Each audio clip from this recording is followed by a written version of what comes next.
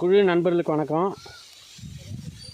27/8/2024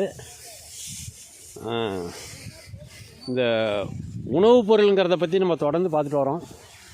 ஒரு வேளாண்மையினுடைய மிக முக்கியமான நேரம் அல்லது மிக முக்கியமான பணி என்ன தெரியுமா? விவசாயியோட மிக முக்கியமான பணி அந்த அறுவடை செய்கிற காய்கறிகளோ பழங்களோ தானியங்களோ கொஞ்சம் கூட கெட்டு போகாமல் அதனுடைய தரம் குறையாமல் மருந்து மாதிரி தயாரிக்கப்படணும், அந்த மாதிரி பாதுகாக்கப்படணும். பழங்கள் அழுகி போகக்கூடாது, அந்த சுவை குறையாமல் மக்கள்கிட்ட கொண்டு போய் சேர்க்கணும். காய்கறிகள் அது போல் முதிர்ச்சி அடைஞ்சிருக்கக்கூடாது, வதங்கி போய் காய்ந்து போன காய்கறிகள் அந்த மாதிரி கொண்டு போய் சேர்க்கக்கூடாது. அது மாதிரியே தானியங்கள் கொஞ்சம் கூட பூச்சி தொற்றோ பூஞ்சால தொற்றோ பிடிக்காத வகையில் அதை தயாரிக்கணும். இதுதான் இதனால தான் நம்ம முன்னோர்கள் என்ன செஞ்சாங்கன்னா, விதைப்பு அடுத்தது அறுவடை, நடவு அடுத்தது அறுவடை. ஏன்னா மிக நீண்ட காலம் ஓய்வு இருக்கும். நடவு நட்டுட்டு நீங்கள் அறுக்க மட்டும் வர்றீங்கன்னா இடைப்பட்ட காலமெல்லாம் அவங்களுக்கு ஓய்வு. அடுத்து அறுவடைக்காகவே காத்திருப்பாங்க, வேலைக்காக காத்திருப்பாங்க. அவ்வளவு பொறுப்பாகவும் பத்திரமாகவும் அதை சேமிப்பாங்க. சரியா? அதனால் அந்த தானியத்தை கெட்டு போகாமல் காப்பாற்றி அந்த மக்கள்கிட்ட கொண்டு போய் சேர்க்கறது தான் மிக பெரும் பணியாக இருந்தது. அதற்காகவே நடவு அடுத்தது அறுவடை, விதைப்பு அடுத்தது அறுவடை, அந்த மாதிரி வேளாண்மையை வடிவமைச்சிருந்தாங்க. சரிங்களா? இந்த அடிப்படை நமக்கு புரியணும். நம்ம தான் இப்போ மூச்சு முட்டை உழைக்கிறோமே, அறுவடைங்கிறது ஒரு பெரிய கசப்பான அனுபவமாக இருக்குது. இப்போது ஒரு காலத்தில் ஓய்வாகவே எல்லா வேலையும் நடந்தது. பாருங்கள், அறுத்து போட்டிருக்குறோம், 3 நாள் காஞ்சுது, பொறுமையாக கட்டுறோம். யாருடைய கட்டாயமும் கிடையாது, யாரும் நம்மளை கட்டுப்படுத்தவே இல்லை. இன்றைக்கி இல்லை, நாளைக்கு கூட அடிச்சிக்கலாம். அதாவது உற்சாகமாகவும் ஓய்வாகவும் 100% குறையாத பாதுகாப்பு தன்மை, அந்த தானியத்தோட பாதுகாப்பு தன்மை இப்படி எடுக்கணும். அதுபோலவே நடவு நம்ம சொன்னோம், ஒரு அடிக்கு ஒரு அடி நடவு. கீழே பார்த்தீங்கன்னா அறுத்து கிடக்கிற தாளெல்லாம் பார்த்தீங்கன்னா தெரியும் எவ்வளோ அருமையாக விளைஞ்சிருந்ததுன்னு. விளைச்சல் இந்த மாதிரி நடும்பொழுது நம்மளுடைய விளைச்சலுக்கு பற்றாக்குறையே வராது. வரப்பு முழுவதும் காய்கறிகள். சரியா? எல்லா காய்கறிகளும் வந்துக்கிட்டு இருக்கு. கொடிவள்ளி கிழங்குலேருந்து எல்லாம் மரத்தில் பயிராகி உருவாகிட்டுருக்கு. சரிங்களா?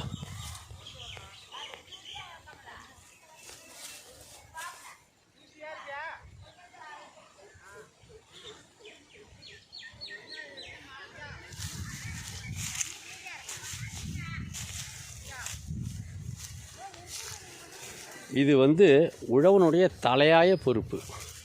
ஏன்னா அந்த உணவுப் பொருள் தனக்காக மட்டுமல்ல, மற்றவர்களுடைய நலனும் ஒரு சமுதாய பொறுப்பு. தமிழர்களுடைய வேளாண்மைங்கிறது ஒரு சாதாரண உணவு உற்பத்தி மட்டும் கிடையாதுங்க.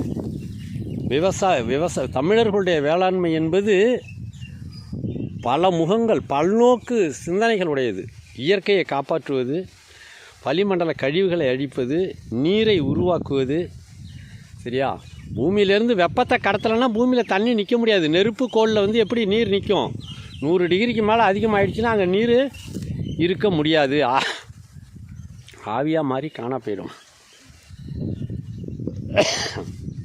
அப்போ முதல்ல வெப்பத்தை கடத்தணும். அதற்காக தான் வரப்புகள் தான் பூமி பகுதியிலிருந்து உயர எழும்பி முதல்ல வெப்பத்தை கடத்தி குளிர்ச்சியை உள்வாங்குகின்ற விதமாக உருவாக்கப்பட்டது. சரியா? சூரியனுடைய உச்சி வெயில் மட்டும்தான் செங்குத்தாக உயரமாக எடுக்கப்பட்ட வரப்புகளில் உள்ளே இருக்கிற வெப்பத்தை நேரடியாக உறிஞ்ச முடியும். சரியா?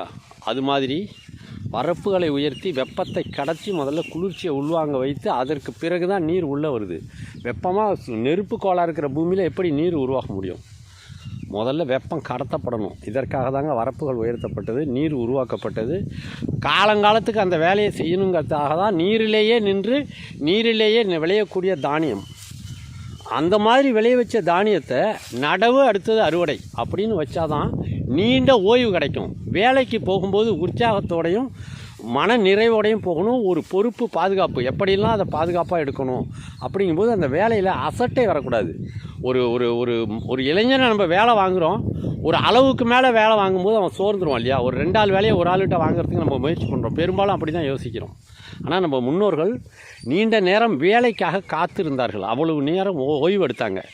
வேலை எப்போ வரும், அந்த வேலையை எப்படி செய்கிறது அப்படின்லாம் திட்டமிட்டு உற்சாகம் குறையாத பொழுதுபோக்காக கொஞ்சமும் கெட்டுப்போகாத முறையில் அந்த தானியங்களை எடுக்கிறதுல அவ்வளவு பொறுப்பாக இருந்தாங்க. அதனால் நீண்ட காலம் அழற்சி, மன அழற்சியோ உடல் அழற்சியோ உள்ள வேலை பளுவை வேளாண்மையில் அவங்க வைக்கல. நடவு அறுவடை, விதைப்பு அறுவடை, சரியா, அந்த மாதிரி வடிவமைச்சாங்க. அந்த மாதிரி வடிவமைச்ச முறையில் அதே போல் அறுத்தாங்க. அறுக்கிறது கூட யாருடைய இடையூறும் கிடையாது. கதிரறுவாள் கொண்டு அறுத்து அந்த வயல்லையே காய வச்சு, இன்றைக்கி 3 நாளாக காஞ்சிருக்கு. அறுத்த வயல்லையே அந்த வைக்கோல் மேலேயே காஞ்சுது. இன்றைக்கி கட்டுறோம். இதை பார்த்திங்கன்னா தெரியும். இன்றைக்கி கட்டிகிட்டு இருக்கோம். இன்றைக்கி 3 நாளாவது அறுத்து இன்றைக்கி கட்டுறாங்க. அப்போ வைக்கோல் கூட எப்படி காஞ்சிருக்கும் பாருங்கள்.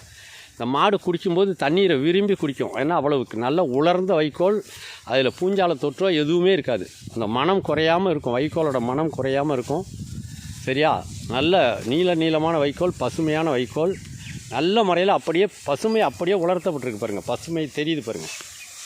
இந்த மாதிரி எடுக்கும்பொழுது தான் அந்த அந்த அந்த நோக்கம், அந்த பயிர் செய்வதன் நோக்கம், அந்த தானியத்தினுடைய மிக உயர்ந்த லட்சியம் எல்லாமே நிறைவேறும். சரியா? ஆமாம். நன்றி, வணக்கம்.